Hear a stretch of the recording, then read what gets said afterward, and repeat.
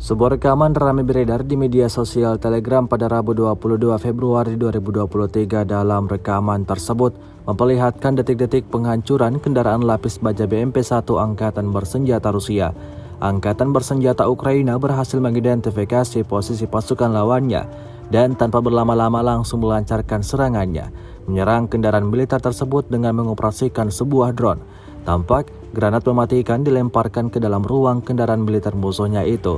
Alhasil, seperti yang terlihat dalam rekaman, ledakan dahsyat terjadi dan menghancurkan kendaraan lapis baja BMP-1 Rusia. Hingga video ini beredar, beragam komentar dituliskan warganet.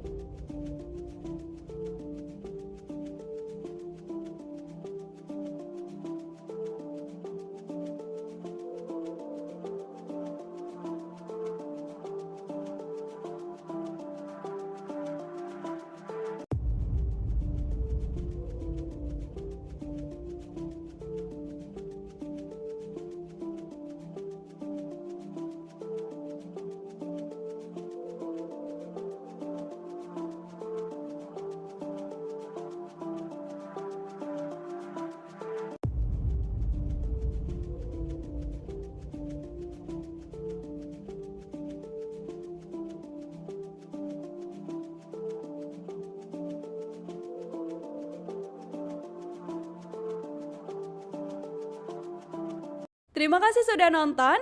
Jangan lupa like, subscribe, dan share ya.